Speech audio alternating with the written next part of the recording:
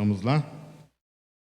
E chegando Jesus às partes de Cesareia de Filipe, interrogou os seus discípulos, dizendo: Quem dizem os homens ser o Filho do Homem?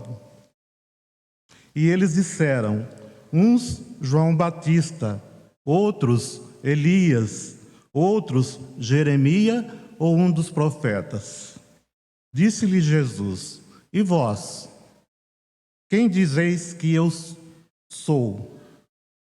E Simão Pedro, respondendo, disse: Tu és o Cristo, o Filho do Deus vivo.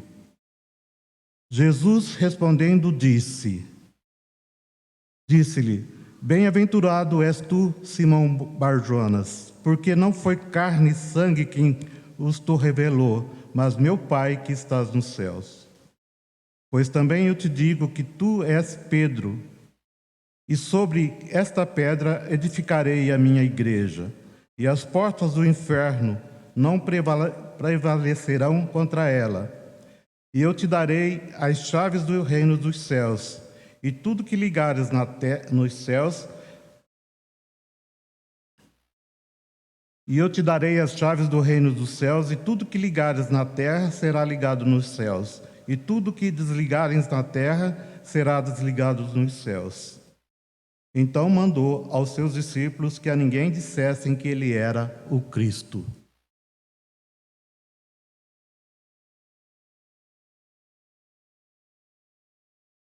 Mas continua a pergunta: o que é a igreja? Não é?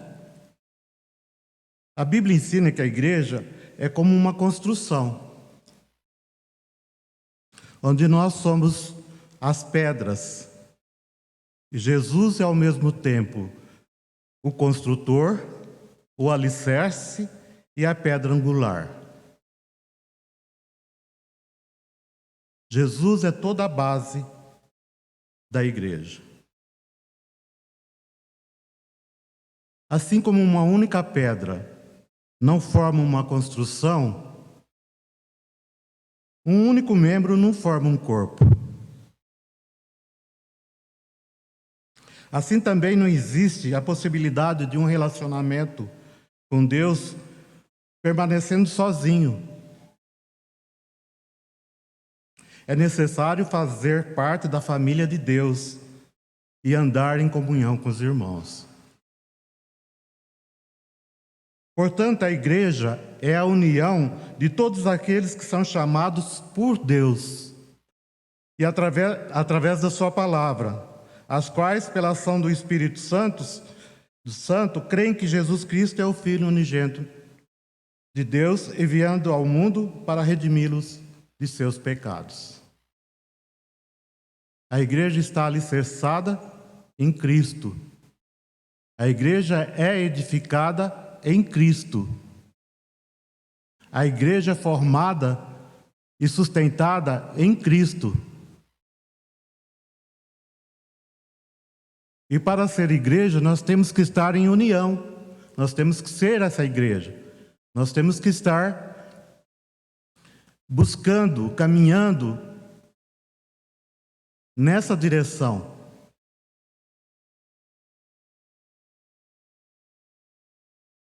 A igreja não é formada por uma pessoa. A Bíblia diz o seguinte: aonde estiverem dois ou três, ali eu estarei com eles.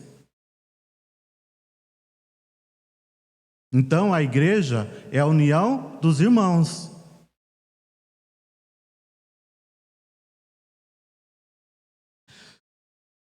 Apesar desse chamamento ser universal, no sentido de que o convite é feito a todos sem exceção, apenas respondem positivamente a esse chamado aqueles que são regenerados pelo Espírito Santo e são convencidos dos seus pecados e aceitam pela fé em Jesus Cristo como seu Senhor e Salvador.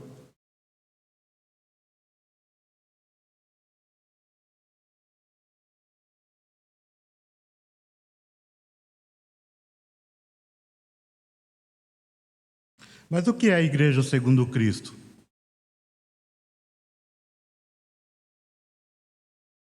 No versículo 18, Cristo diz assim: Também eu te digo que tu és Pedro, e sobre esta pedra edificarei a minha igreja, e as portas do inferno não prevalecerão contra ela.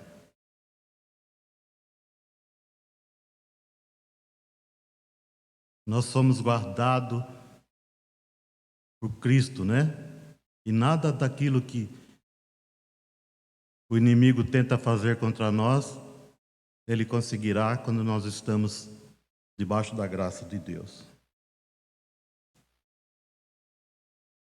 É comum escutar que a igreja significa chamados para fora.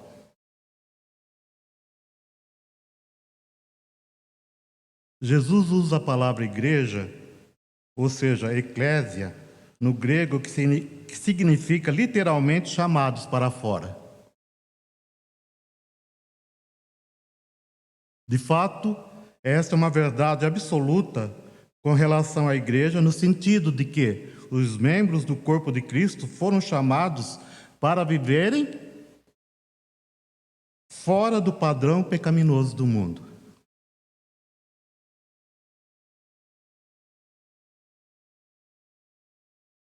A igreja é, portanto, a reunião daqueles que foram convocados por Cristo. É o povo escolhido. Vós, porém, sois raça eleita, sacerdócio real, nação santa, povo de propriedade exclusiva de Deus, a fim de proclamares as virtudes daquele que vos chamou das trevas para a sua maravilhosa luz.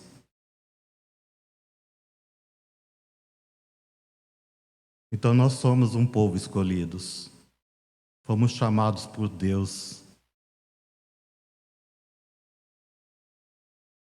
Né? E aqueles que são tocados pelo Espírito Santo do Senhor fazem parte dessa família maravilhosa de Jesus.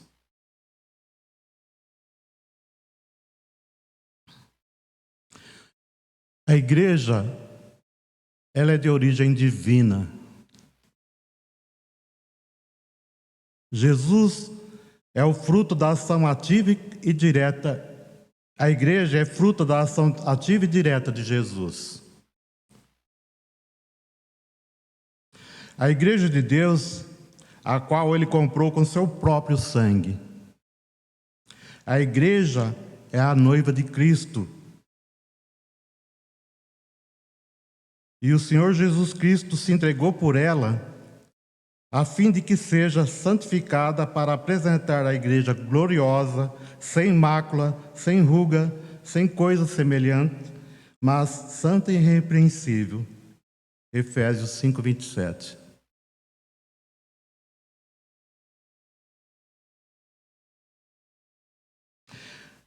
Através da nova aliança em Cristo, cumprem-se as promessas e esperança do Antigo Testamento, com relação ao povo escolhido de Deus. Sob essa nova aliança, os rituais, os símbolos e ordenanças presentes na igreja veterotestamentária foram substituídas pela obra redentora perfeita de Jesus Cristo.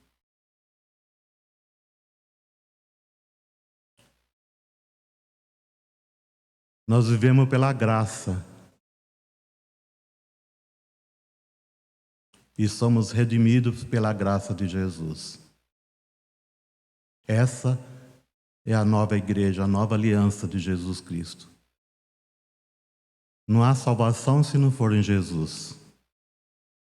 Não há igreja se não for Jesus. Então a igreja de Cristo, como eu li lá no início, somos nós. Isso nos traz uma responsabilidade muito grande. Porque nós vivemos num mundo caótico. Um mundo onde as pessoas fazem e agem de forma como se tudo fosse normal. Mas nós, como o povo de Cristo, somos um povo diferente. Somos um povo que caminha segundo a palavra, né? Outro item, a igreja é propriedade de Jesus. A igreja de Jesus é de Jesus por criação e resgate.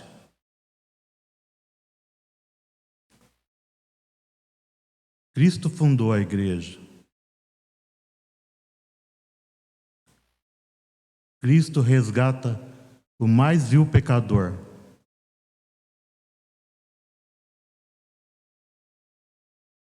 Quando Pedro foi interrogado por Jesus, a recomendação tríplice de Jesus foi: apacenta os meus cordeiros, pastoreia as minhas ovelhas, apacenta as minhas ovelhas. Pedro recebeu essa missão de Cristo.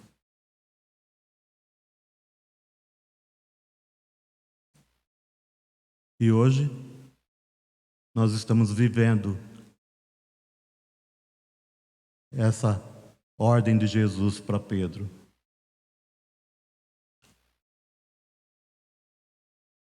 Apacenta os meus cordeiros, pastoreia as minhas ovelhas, apacenta as minhas ovelhas. Pastorear é caminhar junto. Pastorear é viver na vida do outro, né, com amor, com dedicação. É sentir a dor que o outro sente.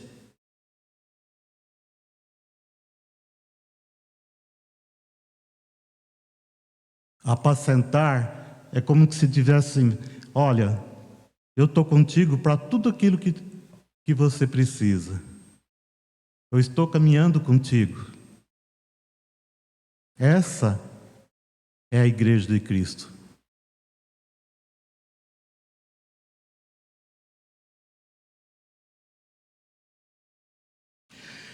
Nenhuma pessoa ou instituição tem o direito de se apropriar das ovelhas de Cristo, o qual a si mesmo se deu por nós, a fim de redimir-nos de toda iniquidade e purificar para si mesmo um povo exclusivamente seu, zeloso e de boas obras.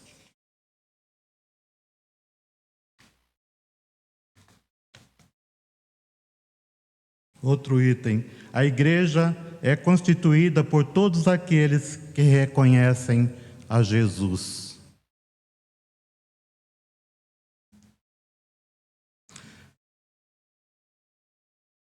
O versículo 16 diz assim: assim como Pedro recebeu a revelação de Deus, tu és o Cristo, Filho do Deus vivo. Qualquer pessoa, para integrar-se à igreja, precisa também dessa revelação acerca de quem é Jesus. Quem é Jesus para você?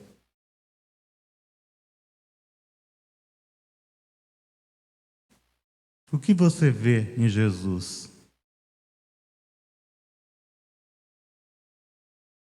Por que precisamos de Jesus?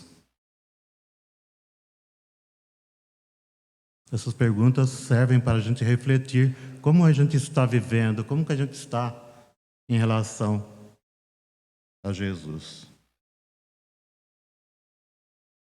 Qualquer pessoa, para integrar-se à igreja, precisa também dessa revelação acerca de quem é Jesus. E o próprio Pedro quem diz: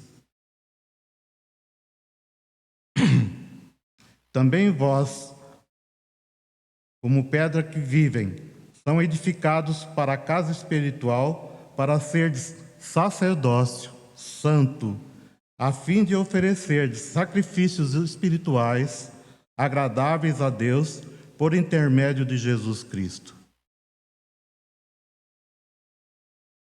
Para serdes sacerdócio santo, a fim de oferecer sacrifícios espirituais agradáveis a Deus por intermédio de Jesus Cristo.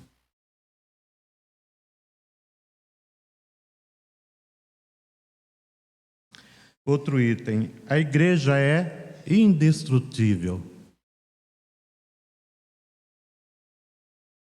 Também no versículo 18, Jesus diz: e as portas do inferno não prevalecerão contra ela.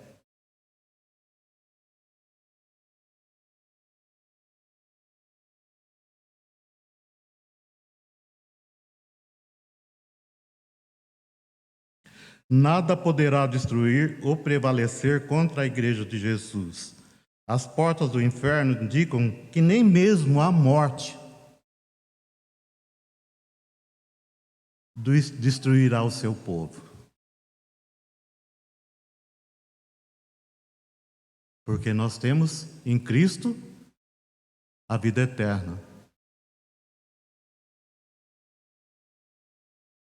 E nem a morte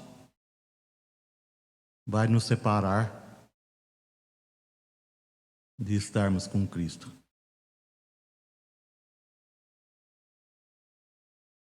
Se assim não fora, os imperadores romanos já teriam destruído a igreja no primeiro século da sua existência.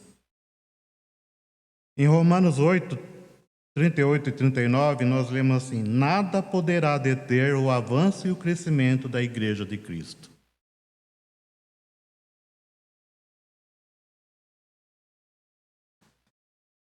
Outro item, a autoridade da igreja é espiritual. No versículo 19, Jesus afirma: dar-te-ei as chaves do reino do céu. O que ligares na terra, terá ligado no céu. O que desligares na terra, terá sido desligado nos céus. A igreja de Jesus exerce autoridade espiritual sobre seus membros, disciplinando e corrigindo espiritualmente.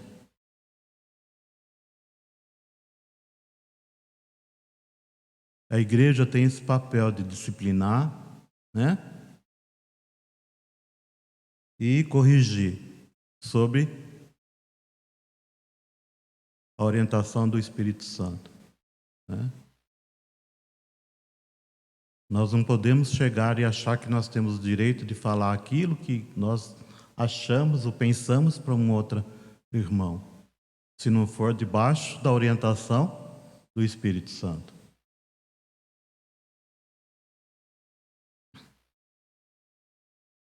O fundamento da autoridade está na palavra de Deus, norma de fé e prática do cristão e da igreja. E é por isso que os reformadores defenderam a separação da igreja do Estado.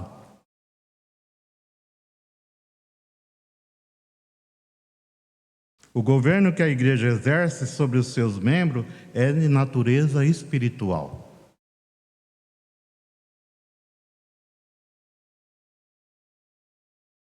E para ressaltar esses aspectos particulares da igreja,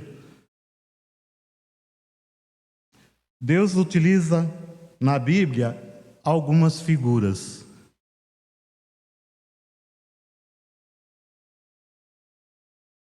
E a primeira figura que ele usa é o corpo de Cristo, que ressalta a unidade da igreja como organismo vivo. Não seremos igreja se não funcionarmos como um corpo que abençoa as outras pessoas, e a unidade está na diversidade. Nós somos diferentes um do outro, mas nós temos um só propósito, que como igreja caminhar na palavra de Deus, que é o fundamento né, da igreja? A palavra de Deus. Sem a palavra, nós até podemos caminhar, podemos fazer alguma coisa, mas a tendência é o fracasso. Nós devemos estar sempre alicerçados na palavra de Deus.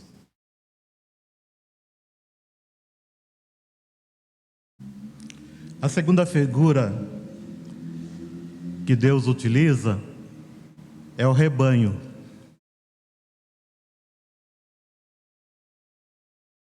Que ressalta a unidade das ovelhas.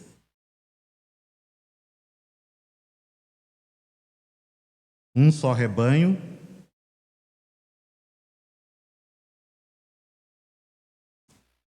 e uma pluralidade. Como eu disse, nós somos várias pessoas, mas cada um caminha de uma forma, cada um tem são diferentes, né, nos pensamentos. Somos o seu povo e rebanho do seu pastoreio, destaca o Salmo 100, versículo 3. Destaca também a necessidade que a ovelha tem que ter um pastor. O Senhor é meu pastor, nada me faltará. Salmo 23, 1. Então haverá um rebanho e um só pastor.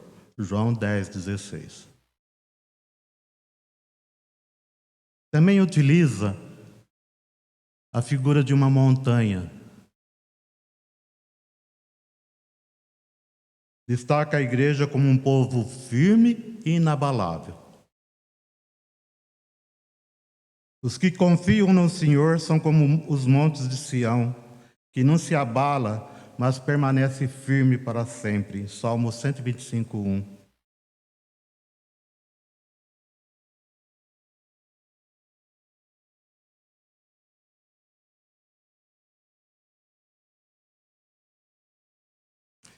Mas o que permanece firme em quem?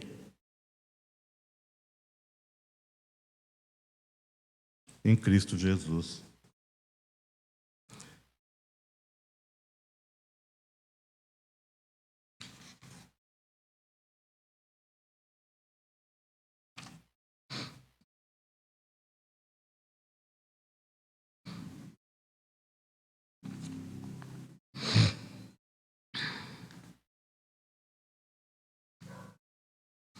Ele também utiliza a figura de um edifício. Ressalta que a igreja é como um monumento ou um templo em processo de construção, indicando solidez, propósito, unidade e adoração. Não sabeis que sois santuário de Deus e que o Espírito Santo de Deus habita em vós? Como eu li lá no início, ninguém é uma construção sozinho.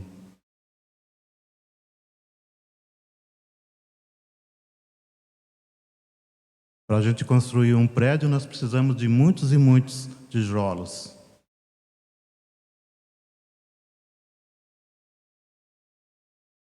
E a igreja, como comunidade, é construída como se nós, cada um de nós, fôssemos um tijolinho, construindo esse edifício, crescendo na graça e na presença de Deus.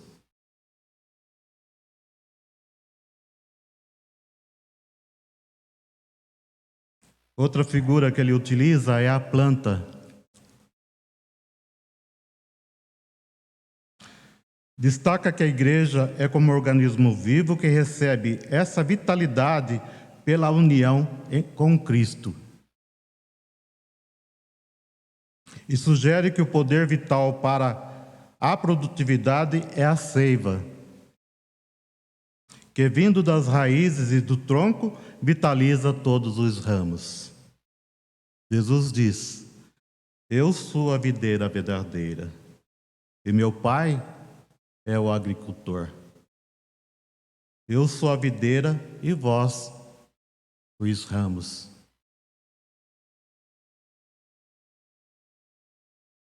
Essa seiva que é a palavra nos fortalece na unidade com Cristo. E nós só vamos ser uma igreja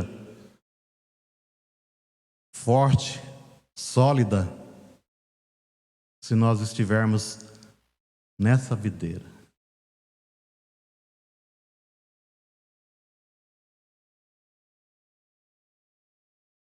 Outro item que ele utiliza, outra figura, é a família.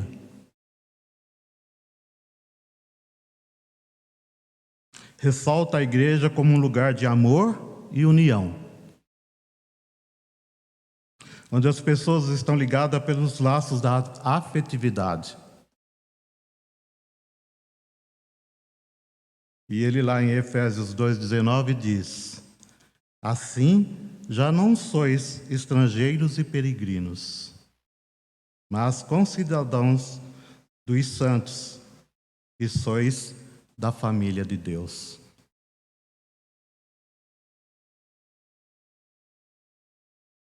Nós não somos mais estrangeiros e peregrinos.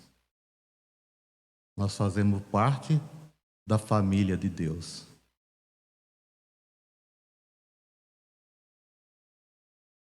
Outra figura que ele destaca é a cidade. Ressalta a igreja como uma comunidade que dignifica as pessoas, a cidadania e a dignidade. Concidadãos dos santos, em Efésios 2,19 diz também, né?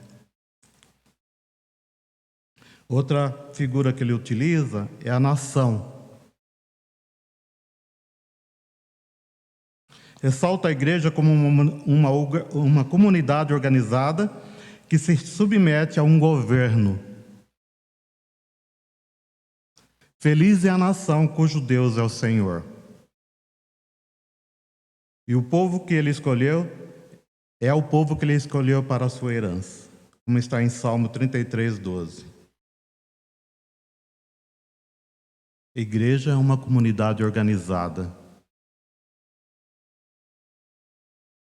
Nós precisamos caminhar segundo as normas, né, que são estabelecidas. Aqui, nenhum faz o que quer, cada um tem que seguir as normas estabelecidas. Para sermos comunidade de Deus, nós temos que obedecer às leis que regem a instituição. Outra figura que ele utiliza, uma nova massa. Ressalta a igreja como uma comunidade santificada ou pura, que deve lutar sempre contra as influências corruptoras.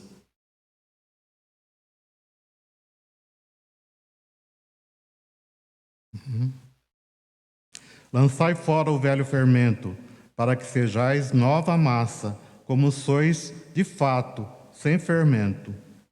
1 Coríntios 5:7. Historicamente, a igreja é imperfeita, mas espiritualmente é santa. Como está em 1 Coríntios 1:2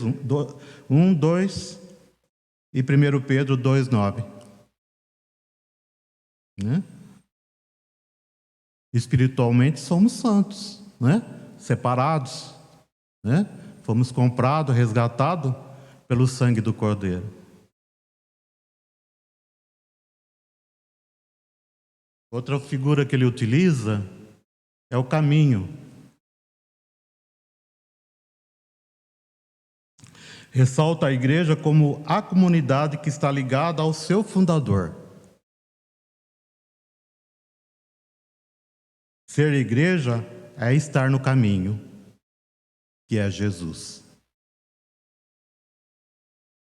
Este é o caminho, andai nele. Respondeu-lhe Jesus: Eu sou o caminho, e a verdade e a vida. Ninguém vem ao Pai senão por mim. Deus é o caminho, Jesus é o caminho que nos conduz a Deus. Andai nele.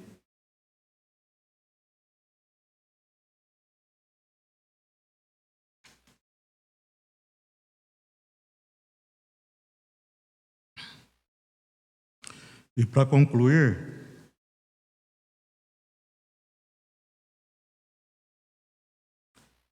o que é necessário para uma comunidade ser igreja?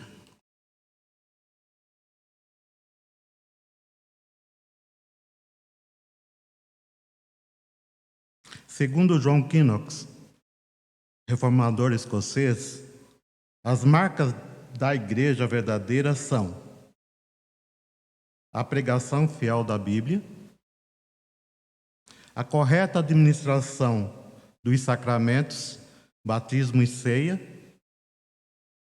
e a aplicação da disciplina eclesiástica, conforme a palavra de Deus. Agora eu vou fazer 3 perguntas aqui que a igreja vai ajudar a responder. Depois de uma explanação do que é a igreja, os irmãos podem dizer, né? Será que alguém pode ser crente sem participar da igreja? Essa é a primeira pergunta. Está aberto o debate.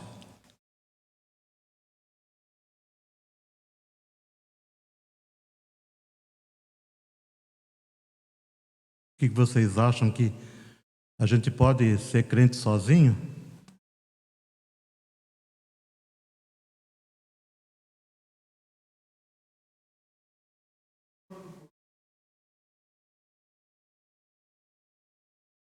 Exatamente isso, irmão. Quando a gente fala assim que o corpo é um organismo vivo, ele é composto por alguma coisa. Ele não vive aí sem, né? No espaço, né? Sozinho, assim, né? Eu li lá no começo também que uma pedra sozinha não é uma construção.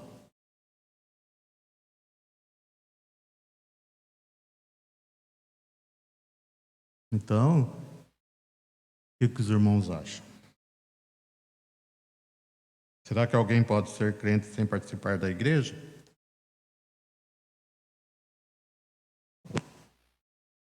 Dona Dilma?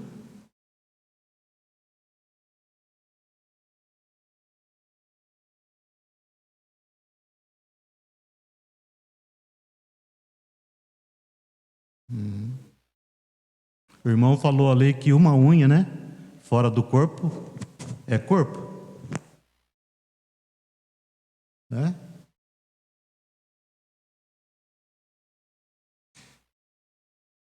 Outra pergunta. Qual o futuro da igreja? Pensa em você como sendo igreja. Qual é o futuro?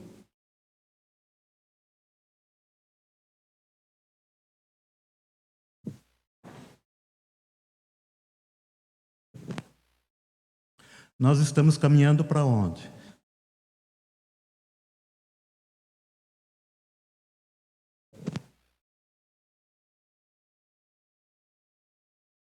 A igreja vai existir quando eu morrer, a igreja vai continuar existindo?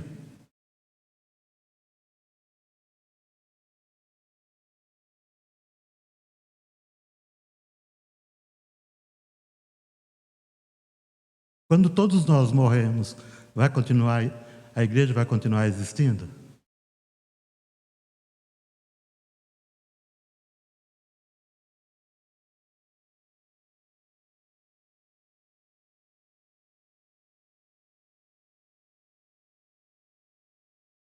Então a gente fala muito de igreja, mas a gente pouco reflete sobre a igreja, não é mesmo?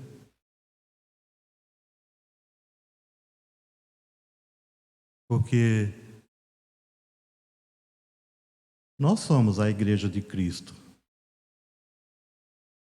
Quando eu morrer, eu vou com Cristo, mas a igreja vai continuar. Porque é a igreja de Cristo, não é minha.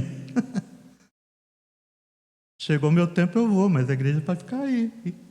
Vai vir outros irmãos.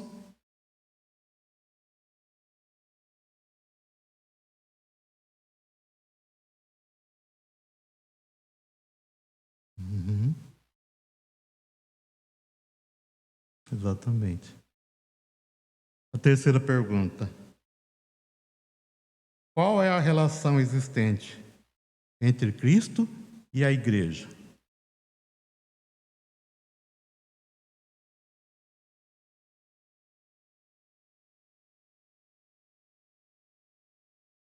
Deraldo?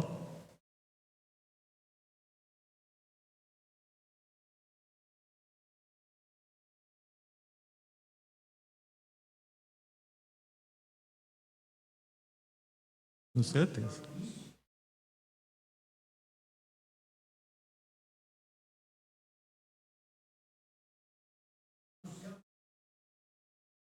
Sim, para a igreja invisível. Invisível, com certeza.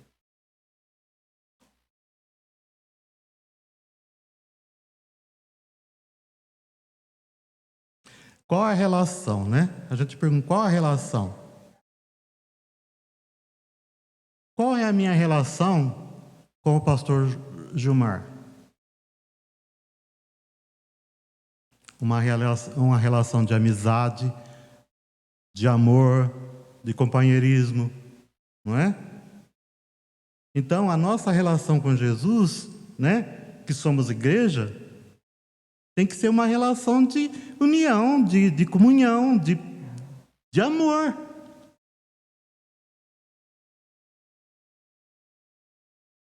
Porque se não for assim, nós não somos igreja. Se nós não vivermos a vida que Deus nos deu, nos deu, né, de caminhada com Ele, não vamos ser igreja. Há muita confusão entre Deus, a igreja e templo. Templo é o edifício onde a igreja se reúne. Mas a igreja somos nós, por isso que Cristo fala assim: aonde estiverem dois ou três reunidos em meu nome, ali está a igreja de Cristo. Porque será que se você é a igreja só aqui no templo? Será que quando você está lá no trabalho, na faculdade, em casa, ou conversando com os amigos, nós não somos igreja? Por isso é de grande responsabilidade ser igreja, porque onde você estiver, você está representando a igreja de Cristo. E é muito sério isso. Porque às vezes aqui eu ponho um paletó de cristão, mas lá fora eu ponho a bermuda do mundo.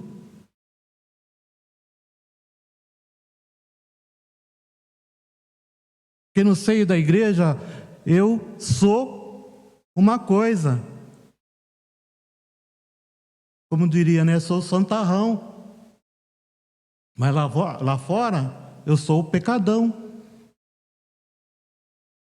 Então é de grande responsabilidade ser igreja. E nós não podemos confundir igreja e casa de oração. Ah, quando a gente está aqui, bom, a igreja, estou aqui, eu sou igreja. Mas nós devemos ser igreja onde quer que estejamos.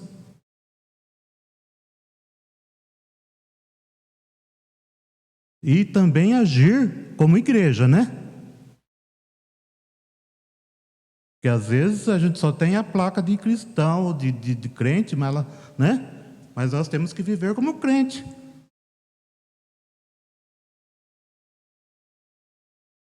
Porque, Então é uma responsabilidade muito grande, né? Ser igreja. O que é a igreja? Igreja somos nós.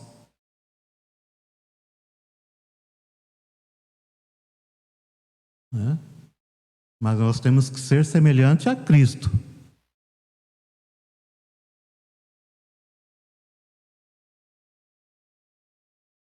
Amém? Vamos orar?